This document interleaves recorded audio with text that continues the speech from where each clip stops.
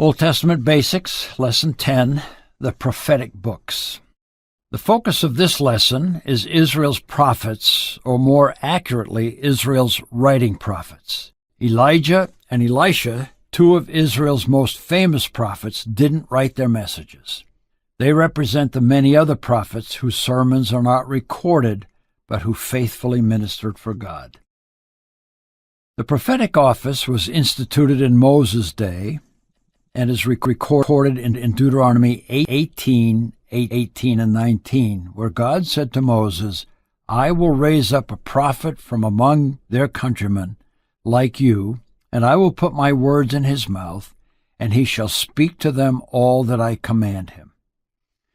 A few important points about the prophetic ministry and these amazing men and women will clarify their mission.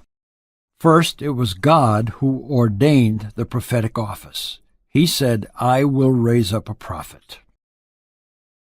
Second, God was the source of the prophet's message.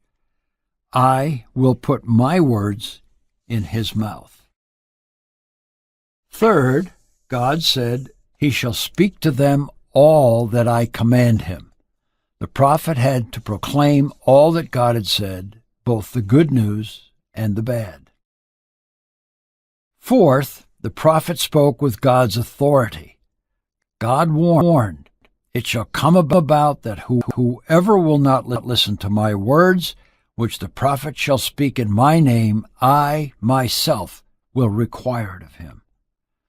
God's reassurance to the prophets was that they were his prophets.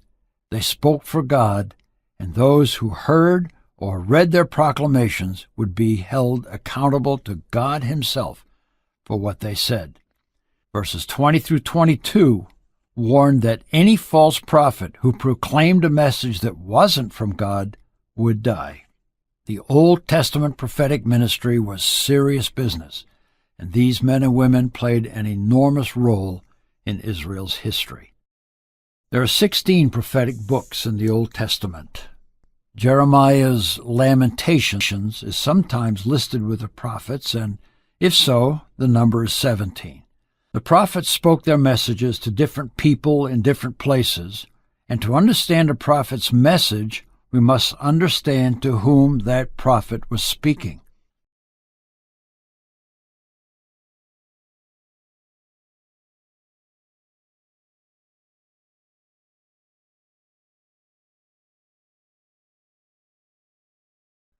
More often, their messages began with, "The word of the Lord came to," and the prophet would name himself as God's spokesman.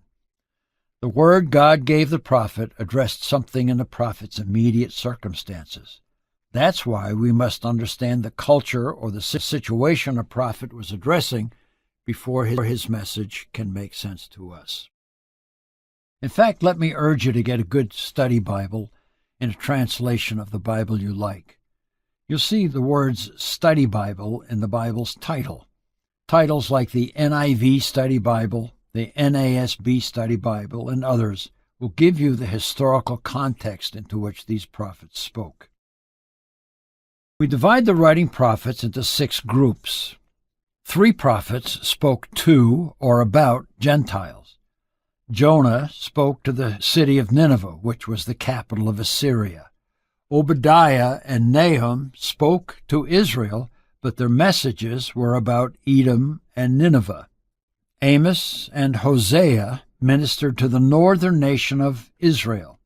6 of the prophets, Isaiah, Joel, Zephaniah, Jeremiah, Micah, and Habakkuk, ministered to the southern nation of Judah. Ezekiel and Daniel ministered in Babylon during Judah's exile, and Haggai, Zechariah, and Malachi proclaimed their messages to Judah's people after they returned from exile during the Reconstruction period. Understanding when and to whom each prophet proclaimed his message is absolutely essential. For instance, if you don't understand that Haggai was encouraging Judah's returned exiles to rebuild God's temple after the destruction, his messages make no sense. So before we read any of the prophetic books, we need to understand to whom a prophet spoke and the period of time when he did so. The prophets sometimes preached with a double focus. Their message often included events that were going to occur